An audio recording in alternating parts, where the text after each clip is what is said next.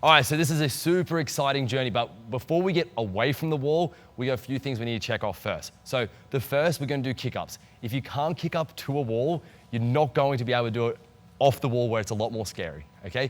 Then we're gonna move on to a different variation on the wall, which is the chest to wall, which just puts your body in a better position that's more similar to the freestanding handstand. Then we're gonna learn how to fall. Now this is like the most crucial step to your journey, because if you fall bad, I promise you, you quit learning, you stay on that wall forever, okay? Then we're going to do some toe taps just to get the right height and just getting you confident that you're not gonna go over. And then last, and this is my special tip, is where to place your fingers. And this will change the game for you. So let's get into it. All right, so the first one's gonna be the kick up. This is gonna be a perfect one. Boom. So what we're gonna do, this front foot's gonna come forward in a staggered stance. We're gonna bend the front knee, and that's gonna help us push off the ground. This back leg's gonna work like a pendulum, and that's what's gonna get us close to the wall. What we don't wanna see is when we go up, heavy landing. We don't want that. We want it to be light, super bouncy, and quiet. Okay, now we're gonna work our height. So we're just gonna try to get up a little bit higher each time until we can get the heel to tap the wall, and then we're gonna bring the other leg up with it, and that's how we're gonna get to the wall. So we wanna make this super, super perfect before we go off the wall, because we're gonna do lots of kick-ups, and if you're coming down heavy, if you're going too hard that you're smacking your heels into the wall, you're not ready yet. So we've got to tick this, and that's why it's number one. All right, number two is the chest to wall, and this is just gonna put us into a better position for a real handstand instead of what we just did with the kick-ups, okay? So we're gonna come down. We're gonna put our feet up nice and high. That's gonna make it easier to walk in, and we're just gonna walk our hands in. If you need to stop here, that's fine, but we're trying to get all the way so our chest is to the wall. And now this is the finer detail. We're gonna push our hips in and squeeze the glutes, and you can see now that my feet are no longer on the wall. And that's what I'm talking about, the better position. So while we're here, we're really pushing up strong, building up the strength in the wrist, the elbows, and the traps and the shoulders. And you're gonna get this. And once you've got this, you're feeling confident, you're not falling off, we can come off the wall.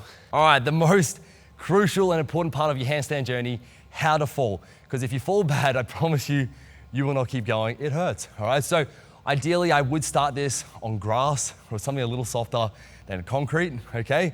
So what we're gonna do, we're gonna start low, we're gonna practice those kick-ups, and we're gonna purposefully now come out into like a cartwheel, okay? So we're going here, now we're gonna come up, one hand comes out, and we're just gonna go to the side like that. This is important because if you kick up too hard, your feet are gonna go over your head, right? And I'll show you this. If I didn't put my hand there, I'm going over, hit your back, not fun. So we wanna just be able to fall whenever we want. So we get back up and we just get more reps in.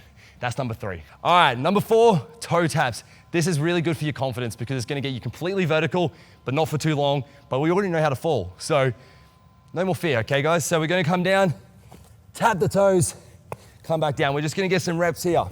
We're not trying to stay on our hands for too long. That's not part of what we're doing right now. We're just focused on getting those feet up so we're in this vertical position. And again, if we kick too hard, we know how to fall. So that's number four. The next one, super important, and it's an absolute game changer. Let's get into it. And the last one that I haven't heard many people talk about is fingers. So if we were to look at the feet and we try to like crumple them in, we got no balance, right? Same thing with the hands. Spread them out nice and wide. We want everything to grip. If we do this, which a lot of beginners do, we've got nothing stopping us falling. We want as many posts in the ground as possible that we can load up. Now, this is a great drill where you're just gonna load those wrists, because it does take a bit more on the wrist, like to receive, once we start using all these little muscles again. So we're just gonna load them up, hold, and really try to squeeze your fingertips into the ground, palms as well. Get as much connection to the ground as possible instead of being here with nothing. And that's my 5 steps to getting off the wall. You put them all together, guys, and we've got a freestanding handstand.